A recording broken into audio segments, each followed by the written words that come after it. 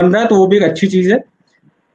उसके अलावा जो आज का विषय है, विषय ये है कि जो कोरोना का ये काल चल रहा है जिसकी वजह से लॉकडाउन है या बाकी सारी चीजें हैं, उसमें एडमिनिस्ट्रेशन जो प्रशासन है उसकी तरफ से क्या क्या चीजें हैं, और एज ए सिटीजन जो हम नागरिक हैं, हम नागरिकों की क्या क्या जिम्मेदारियां हैं जो हमें निभानी चाहिए, और क्या क्या चीजें, अगर मैं छोटे में अगर सीधा बोलूं तो एक डूज एंड डोंट्स, क्या क्या चीजें जो हमें करनी चाहिए जिसकी वजह से हम भी कोरोना काल में बचे रह सकते हैं, और प्रशासन को किस तरीके से बगैर कोई नियम तोड़े हुए उनका भी सहयोग करते हैं ताकि इस महामारी पर विजय पाई जा सके। तो सर अब मैं आपसे रिक्वेस्ट करूंगा कि आप अपनी बात रखें, Nilesh sir. Thank you very much. तो इसमें ये सभी को मैं बताना चाहूँगा कि कोरोना महामारी को आप सब लोग जान ही रहे हैं अच्छे से कि कितना बड़ा एक आपदा पूरे देश में और पूरे विश्व में कोरोना के कारण आया है। और इसमें सभी जो संभ्रांत नागरिक हैं उनको भी लगता है कि अपन उसमें कुछ सहयोग प्रशासन को और समाज के लिए कुछ करें। और बहुत लोग चाहते हैं कि हम इसमें कैसे आगे आए और हमने क्या करना चाहिए और क्या नहीं करना चाहिए, इसके बारे में एक भ्रांति लोगों में रहती है।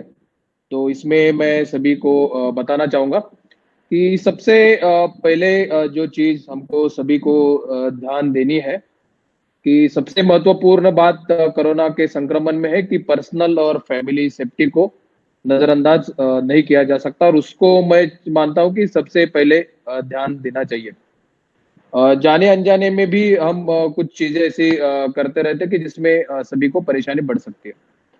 तो सभी को मैं पहले तो वही निवेदन करना चाहूंगा कि नागरिकों का जो एक मूलभूत कर्तव्य के रूप में कि आप तो जो आजकल सोशल डिस्टेंसिंग जिसको बोला जाता है या कुछ लोग फिजिकल डिस्टेंसिंग भी वर्ड यूज कर रहे हैं, तो उसका पालन अनिवार्य रूप से मुझे लगता है कि सबसे महत्वपूर्ण है कि उसका पालन करना चाहिए। जो भी हम देखते हैं कि कोरोना संक्रमण जब हम बहुत नजदीक लोगों के जाते हैं तो परसेंटेज बढ़ने की संभावना बहुत ज्यादा बढ़ जाती है। इसके साथ आप अपने देखा होगा कि खास तौर पे मास्क जो है, बहुत बार हम सोचते हैं कि क्या मास्क लगाना, ये तो मेरा दोस्त है, मेरा पहचान वाला है, तो इसके सामने ये तो कहाँ कोरोना पॉजिटिव होगा, वैसा सोच के हम मास्क निकाल देते हैं या मास्क का यूज नहीं करते या सोचते नहीं नहीं अपन बाद में लगा देते हैं।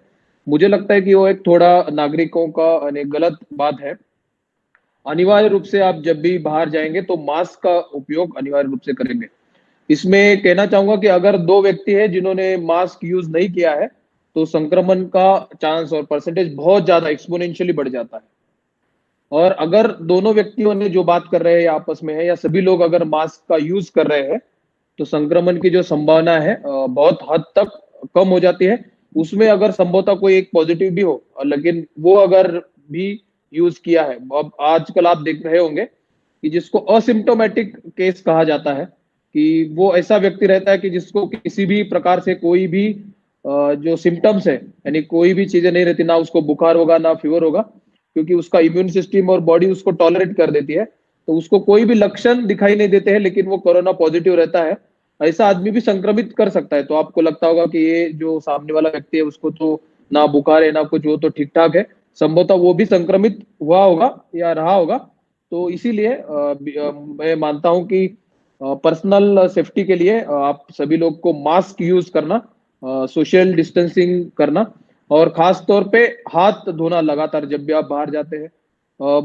मजे की बात है कि हम बाकी चीजों में हाथ धो लेते हैं लेकिन हमारे जो मोबाइल्स और स्क्रीन्स रहते हैं उसमें लगभग 72 घंटे तक वायरस जो है जीवित नहीं रह सकता है वायरस, तो उसको भी क्लीन करना हम भूल जाते हैं। तो मैं वो भी कहना चाहूंगा कि अपने स्क्रीन जो है आजकल मोबाइल हम लगातार यूज करते रहते हैं वो साफ करना है। उसके साथ हाथ धोना, बहुत बार हम सोचते हैं कि ये साबुन से क्या इतना इसके फायदे होंगे, तो जो ये वायरस है वो आरएनए वायरस है। साबुन का जो झाग बनता है उससे उसका बाहरी परत जो है वो टूट जाती है और वो यानी लगभग खत्म हो जाता है। तो आप अगर 20 सेकंड उसके लिए समय लगता है, इसीलिए वो 20 सेकंड जो भी एक्सपर्ट्स है उसको बताते हैं। इसके साथ मैं कहना चाहूंगा जो अल्कोहल बेस्ड सैनिटाइजर्स रहते हैं वो भी काफी फलदायी है, वो भी वैसे ही सेम कार्य करते हैं। जो भी आप सैनिटाइजर देखे होंगे मिनिमम 60%, वैसे डब्ल्यूएचए के गाइडलाइन से 70%, 73%, दो तीन गाइडलाइन से अलग अलग परसेंटेज दिए हैं। मोटा मोटी 70% 60% से ऊपर आपको काम चल जाएगा। जो मेडिकल प्रैक्टिशनर है, डॉक्टर्स है, उनके लिए 80%, जिसको मेडिकल ग्रेड सैनिटाइजर कहा जाता है, वो यूज करना है। तो मैं सभी लोगों को कहना चाहूंगा कि सैनिटाइजर का भी यूज करिए। जब भी आप बाहर आते हैं या किसी से मिलते हैं, कुछ भी काम करते हैं, बाहर से कुछ चीज खरीदते हैं, तो उसमें अनिवार्य रूप से ध्यान देंगे।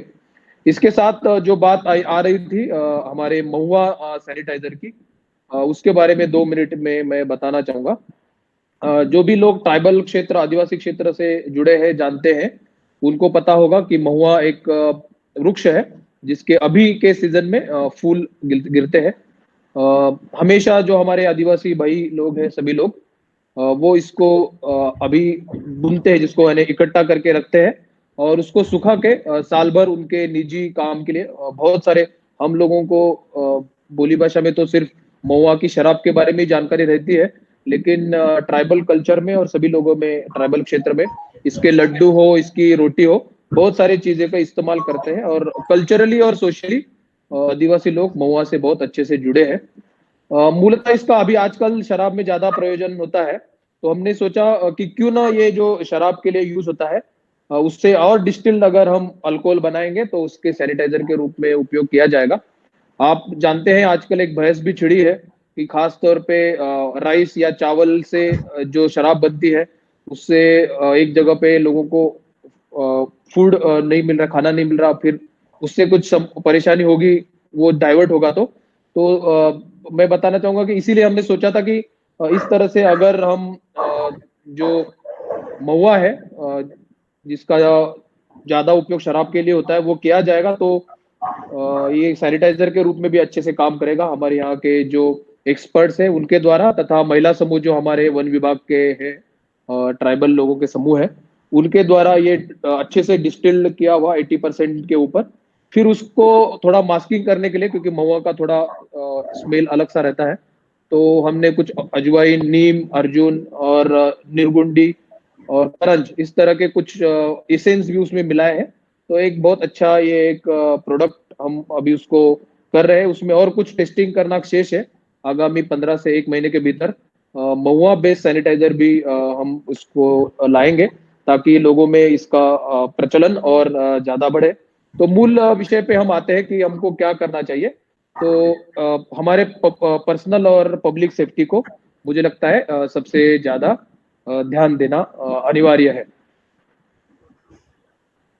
इसमें आगे अगर मैं बताना चाहूंगा कि हम एज ए एडमिनिस्ट्रेशन, हम अगर चीजें देखते हैं तो क्या चीजें हमको सामने आती है, तो उसमें मैं बताना चाहूंगा कि बहुत बार आजकल देखे होंगे कि लॉकडाउन हम पूरे प्रदेश में, पूरे देश में सभी राज्य सरकार, केंद्र सरकार लॉकडाउन अनिवार्य रूप से कर रहे हैं। बहुत सारे एस्टेब्लिशमेंट, संस्थाएं बंद है और लोगों को घर के अंदर रहने के लिए कहा जा रहा है।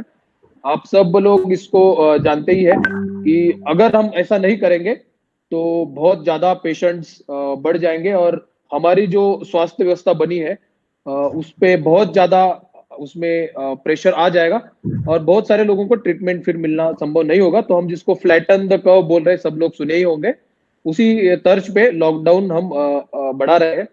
लॉकडाउन में जो एक चीजें सामने आ रही है उसको मैं बताना चाहूंगा कि सभी नागरिक थोड़ा ध्यान देंगे कि आप घर में बैठे हैं, इतने दिन से घर में है, तो बिल्कुल एक बोरियत सी, बोर्डम एक होता रहता है, लगता है कि थोड़ा हम लगातार कहाँ घूम रहे, तो वहां जाके आ जाएंगे। इसमें आप यानी बहुत बार प्रशासन द्वारा ही कुछ समय के लिए खोला जाता है, तो आप जा भी सकते हैं, वैसे पाबंदी नहीं रहती।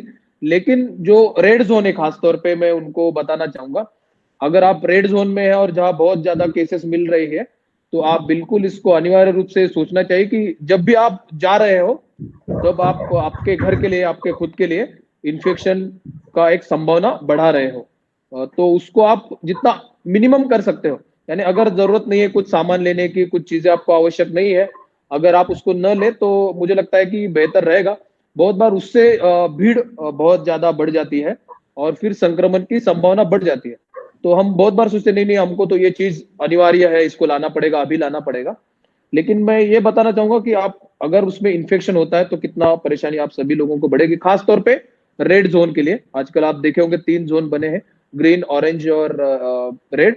रेड जोन जहाँ पे बहुत ज्यादा संक्रमण पाया जा रहा है, ऑरेंज जहाँ पे कुछ 7 या 15 दिन से नहीं मिल रहा है, ग्रीन जोन जैसे हमारे जैसे जिले हैं जहाँ पे अभी भी कोई पॉजिटिव पेशेंट नहीं मिले हैं। तो यहाँ पे थोड़ी सहूलियत और आप भी थोड़ा जा सकते हैं, लेकिन रेड जोन वाले लोग खास तौर पे ध्यान देंगे कि बिल्कुल मिनिमम आप बाहर जाएं और जो भी है उसका पालन करें। इसमें जो चीजें हैं उसमें मैं बताना चाहूंगा कि नागरिक के रूप में आप क्या कर सकते हैं। बहुत सारी चीजें व्हाट्सएप के द्वारा आप पे आती रहती है और उससे मुझे लगता है कि कंफ्यूजन बहुत ज्यादा बढ़ रहा है। लोग उसको बोलते कि नहीं हमने व्हाट्सएप में पढ़ा, तो उसको आप उस पर पूरा भरोसा नहीं रख सकते। मैं ये नहीं कहना चाहूंगा कि सभी चीजें गलत रहती है, सभी चीजें फर्जी रहती है, बहुत सारी महत्वपूर्ण चीजें भी रहती है, लेकिन बहुत सारी अफवाहें भी उसमें रहती है। तो उसके लिए मैं लोगों को गुजारिश करना चाहूंगा कि हमारे केंद्र सरकार द्वारा स्वास्थ्य मंत्रालय द्वारा भी आरोग्य सेतु ऐप भी लाया गया है। इसमें मैं बताना चाहूंगा कि बहुत सारे राज्य सरकारों ने भी खुद का ऐप लाया है, जिसके छत्तीसगढ़ राज्य शासन और स्वास्थ्य विभाग द्वारा कवच करके ऐप भी लाया है। आपने भी अपने अपने आपके यहाँ कुछ अगर ऐप्स इस तरह बनाए हैं, तो मैं सभी हमारे नागरिकों को गुजारिश करना चाहूंगा कि इसको अनिवार्य रूप से आप इसको डाउनलोड कीजिए। बहुत अच्छी चीजें, जानकारी, और उसको हम बिल्कुल आंख मूंद करके भरोसा कर सकते हैं। इस तरह का पूरा फिल्टर्ड इंफॉर्मेशन और चीजें आपके पास पहुंचती है कि जिसको कोई उसके आप पूरा आंख मूंद के भरोसा करके उसको फॉलो कर सकते हैं। तो मैं कहना चाहूंगा कि उस तरह के एप्स आप अगर डाउनलोड करेंगे तो आपको जानकारी, सही और सटीक जानकारी प्राप्त होती रहेगी। तो मुझे लगता है कि एक नागरिक होने के नाते ये भी हम लोग सोच सकते हैं और उसको करना मुझे लगता है कि बहुत अच्छी बात रहेगी। इसमें एक जो और प्रशासन की ओर से मैं देख रहा हूँ इतने दिन से हमारे यहाँ, तो खास तौर पे मैं हमारे छत्तीसगढ़ और हमारे इस क्षेत्र के बारे में बताना चाहूंगा कि ट्राइबल बाहुल्य एरिया है, तो लोग लॉ अबाइडिंग है, यानी उसमें प्रशासन और जनता के बीच अच्छा लोग, यानी जो भी हम बताते हैं उसको मोटा मोटी मान लेते, कोई समस्या नहीं रहती। एक दिन तो हमने पूरे पुलिस प्रशासन को हटा दिया था और नो पुलिस कर्फ्यू भी का प्रयास किया था। तो लोगों ने हमको पहले आशंकित थे कि नहीं नहीं लोग पालन नहीं करेंगे, मौका मिला है तो बाहर आ जाएंगे, ऐसे हमको लग रहा था। कुछ हमारे अधिकारी भी बोले थे कि इस तरह से करना थोड़ा गलत हो जाएगा, अगर इन्फेक्शन बढ़ जाएगा तो हम जवाब नहीं दे पाएंगे। लेकिन मैं कहना चाहूंगा कि हम बहुत बार प्रशासन और नागरिक थोड़ा भरोसा कम करते हैं हम प्रशासन के लोग, लेकिन लोग फॉलो करते रहते हैं जो भी चीजें हैं। यहाँ पे जो नो पुलिस कर्फ्यू था, बहुत लोगों ने अच्छी तरह से उसको फॉलो किया और किंबोना जब पुलिस रहता है उससे ज्यादा भी किया। लेकिन कुछ लोग रहते हैं, इसीलिए हम आज भी पुलिस को ऑन रोड्स रखे हैं, लेकिन मोटा मोटी लोग बहुत चीजें को पालन कर रहे हैं। इस लॉकडाउन की स्थिति में लोग बहुत सामने आते हैं, सभी जगह पे भी आते होंगे कि हमको कुछ समाज के लिए, देश के लिए, हमारे जिले के लिए कुछ करना है। उसमें जो खास तौर पे बातें हम जो राज्य शासन ने निर्देश दिए हैं उसके तारतम्य में हमारे जिले में जो हमने स्थितियां बनाई है, हमने ये देखा है तो उसमें कि खास तौर पे जो श्रमिक है, बेघर लोग हैं, तो उनके जो भी अभी जगह लोकेशंस होंगे उनमें पका भोजन कुछ कुछ एनजीओ दे रहे हैं। बहुत अच्छी बात है, वो अच्छे से कर रहे थे। लेकिन हम कहाँ पे पका भोजन बांटने का व्यवस्था जानबूझ के नहीं रखे हैं, और इसलिए ताकि नहीं तो वहां भीड़ बढ़ जाती है, और भीड़ जहां भी बढ़ेगी वहां समस्या होगी। तो हमारे जिले में और हमारे प्रदेश में ही उसमें पैकिंग करके खाना परोसने के बजाय कुछ पैकेट्स बना के दे रहे हैं। हमारा थोड़ा डेंसिटी कम है, पॉपुलेशन भी 10 लाख है, तो यहाँ थोड़ी स्थितियां अलग है, बड़े बड़े जिलों में स्थितियां थोड़ी अलग होगी। लेकिन मैं मानता हूं कि कहाँ पे भी पैक्ड फूड देने के बजाय अगर कोई नागरिक जहाँ बहुत सारे जिला प्रशासन द्वारा व्यवस्था की है, कुछ राशन या कुछ चीजें अगर प्रशासन को ही देना चाहेंगे, तो हमारे यहाँ तो वही स्थितियां रहती, तो लोग बहुत सारे चीजें दी है। हमारे स्टेट में खास तौर पे डोनेशन ऑन व्हील्स एक संकल्पना राज्य सरकार द्वारा ही, शासन द्वारा चलाई है, हमारे जिले में भी चल रही है। तो उसका एक टाइम टेबल बना रहता है, वो अलग अलग मोहल्ले में जाते हैं, उसमें फिर लोग जो भी डोनेट करना चाहेंगे उसको डोनेट करते हैं। मुझे बिल्कुल विश्वास है कि आपके जिले में भी कोई इस तरह की व्यवस्था होगी, और कुछ जो एक कंट्रोल रूम का नंबर सभी जिलों ने फ्लैश किए हैं, उससे अगर आप बेझिझक बात करेंगे तो बिल्कुल सभी जिला प्रशासनों ने इसमें व्यवस्था की है। मैं बिल्कुल विश्वास के साथ और गर्व के साथ कह रहा हूँ कि सभी देश के जिलों में, प्रदेश के जिलों में बहुत